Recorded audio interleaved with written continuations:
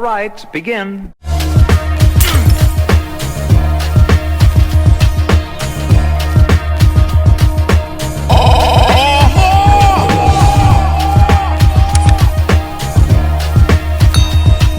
What's going on YouTube, and welcome back to the channel. I hope you guys are having a great start to your day. Without further ado, let's go ahead and take a nosedive straight into the drama and discuss what's going on with Larsa Pippen. Alright, so Larsa Pippen, the ex-wife of former NBA superstar Scotty Pippen, has been for the streets for years, right? Alright, this is before she even filed for divorce from Scotty. Yep, so Larsa has dated Future, and she was dating Future right in Scotty's face. I mean, they were still married, and just recently, Larsa came out and stated that Khloe, along with the rest of the Kardashians, knew that she was dating Tristan way before Khloe and Tristan got together. Now, there's two interesting dynamics about that statement. One, she was dating Tristan while she was still married to Scottie Pippen, and two, Larsa and the Kardashians were tight. So you mean Khloe is gonna actually go behind her best friend and actually date her man? Well, let's not say her man, but basically someone that her best friend was dealing with, right? You know the code. We don't go behind best friends. Well, I kind of was seeing Tristan before Khloe or any of them even knew he existed. I was seeing him. I had him come to LA. I brought him to a party Kim had. I introduced him to all of them. And then a week later, maybe 10 days later, he started seeing Khloe, which is fine. I don't even care.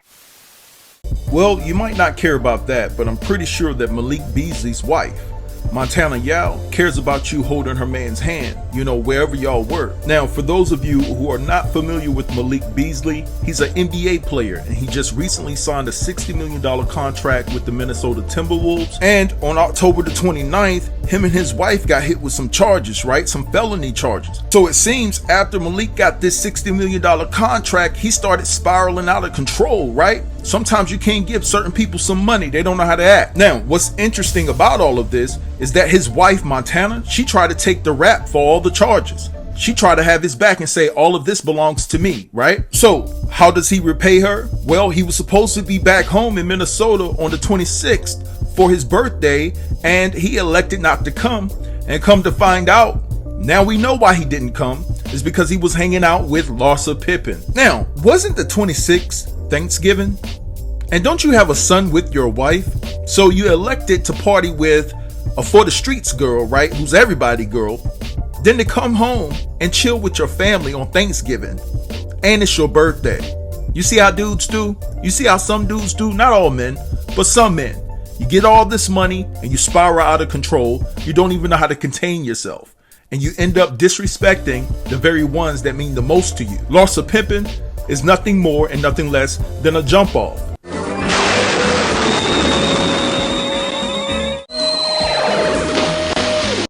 Now, what's really sad about this situation is the fact that her kids, Larsa Pippen's kids, have to deal with the reality that their mom is really setting a bad example, not only for them, but for other women.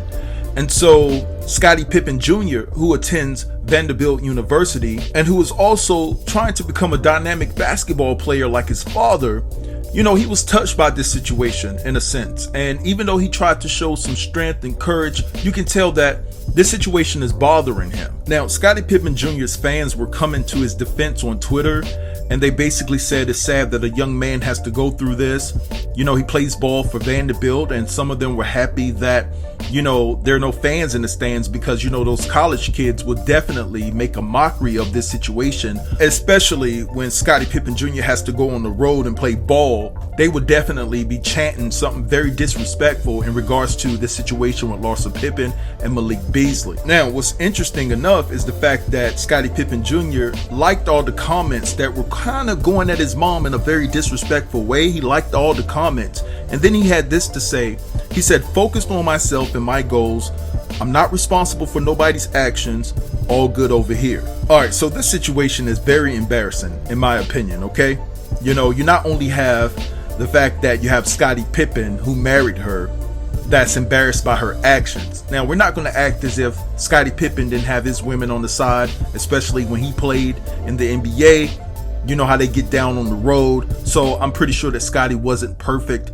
But at the same time, you know, Malik Beasley is like 24, 25 years old, and I believe Scotty Pippen Jr. is like 18, 19. So Malik is not even old enough to be his father, and it just looks bad.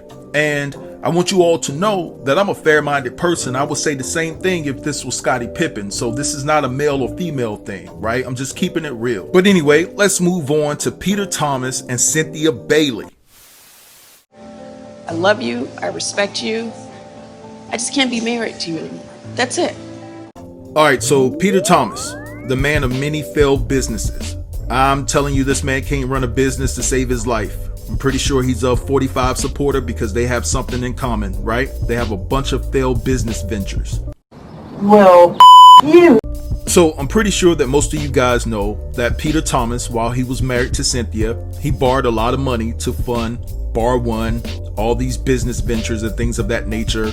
And he's borrowing all this money, and then this joker pulled up with a Benz one day, and that situation had Cynthia's mom and Cynthia's sister heated about that thing. How are you gonna go get a Benz and you just borrowing all this money from my sister? Like, what are you trying to do? Like, where's he putting the money at? Y'all remember that episode? I cannot find that clip, but all I know is Cynthia was lending him all this money, and he had the nerve to bring a Benz home. Seriously, what the are you doing? Not only that, this new chick that Peter was dating, I'm not sure if he's dating her now, but basically he made a post one day, and I did a video on this, and he said something very nice about her, and then somebody jumped in the comments and said, you know, she's very nice, she's very pretty, but she's not Cynthia. And basically Peter said, that's what I love about her. So you're gonna sit here and shade your ex-wife, the wife that lended you so much money, and you in debt to your own ex-wife, and then you're gonna shade her?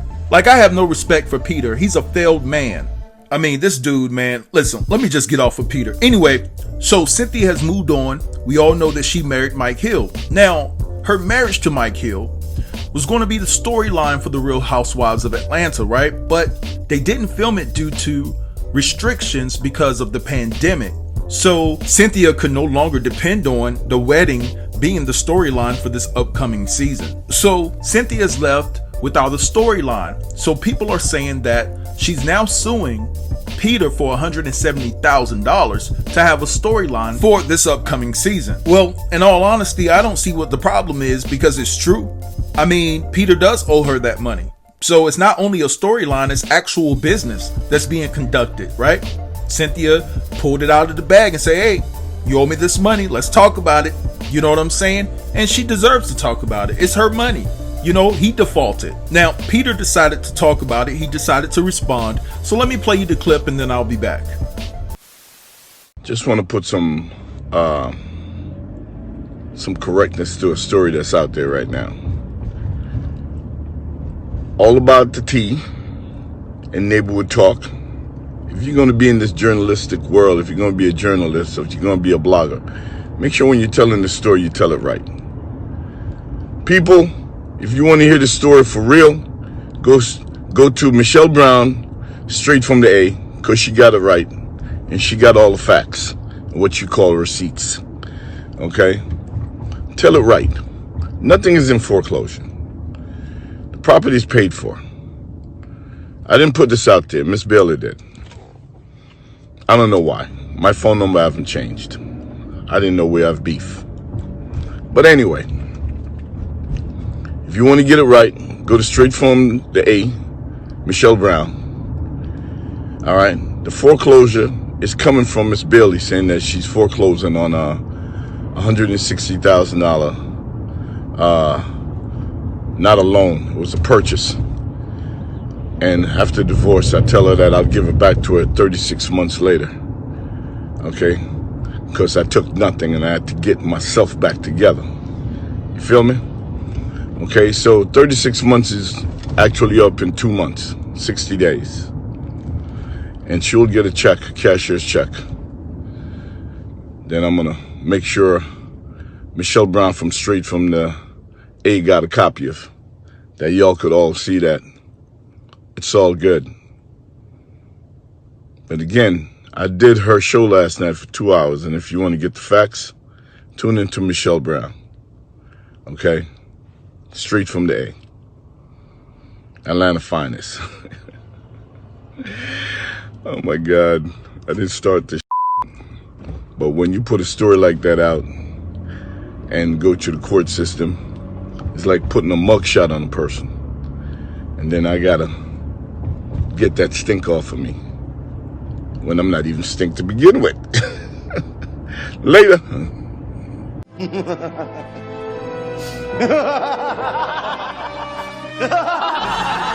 Listen, just pay the girl her money. Stop referring us to other bloggers. Alright, I'm rolling with Cynthia. I believe what Cynthia says. So, whatever Cynthia says, I'm rolling with that. I don't care what you done told anybody else. I don't trust you, right? You don't have a trusting track record to even trust. So, why would I go by your word and other people that you're cool with words? It is what it is. You know, just pay her money. Talking about, I didn't know we had beef. It's not beef, it's business. Alright? She coming after you for what you owe her. You owe her that. Run Cynthia Bailey her money and shut the up. Alright y'all, so the last topic we're going to talk about today is the Jake Paul and Nate Robinson battle that went down, right? So we all know what happened to Nate Robinson.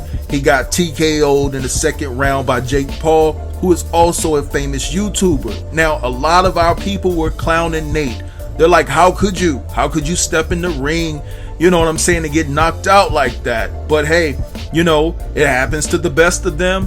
But, you know, Nate is not really a boxer. He's an athlete as far as playing basketball and things of that nature.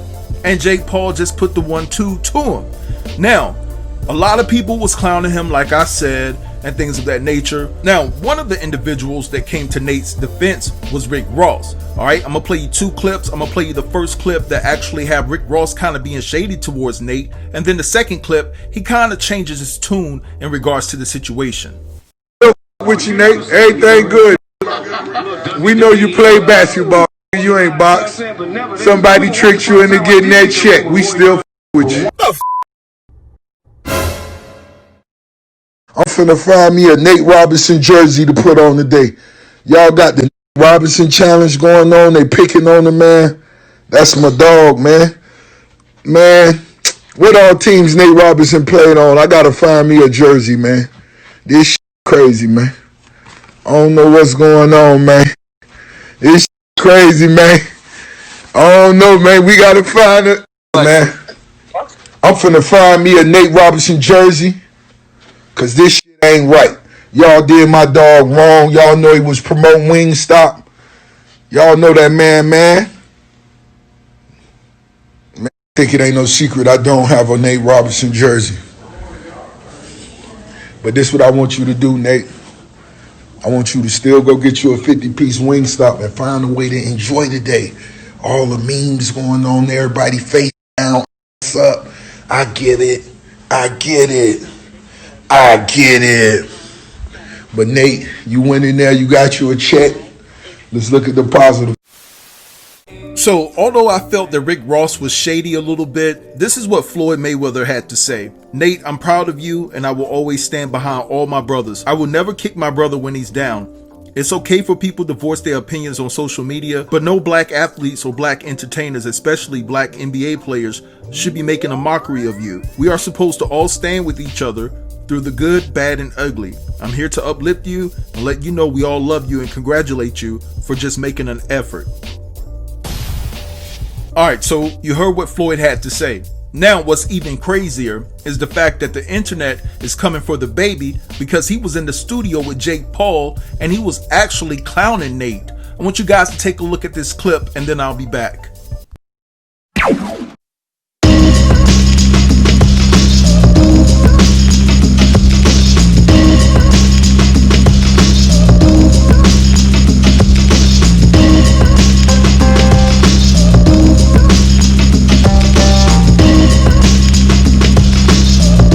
Alright y'all, so y'all saw the baby laying on the floor actually mocking Nate Robinson while he's in the studio with Jake Paul, and a lot of people are calling out the baby on social media for tap dancing and shining shoes, if you catch my drift. So a lot of people are looking at the baby with the side eye like, what is you doing? But you know what? It always be our own people. If Jake Paul had lost that match in the same fashion that Nate Robinson did, You know, his own people wouldn't have came after him like that.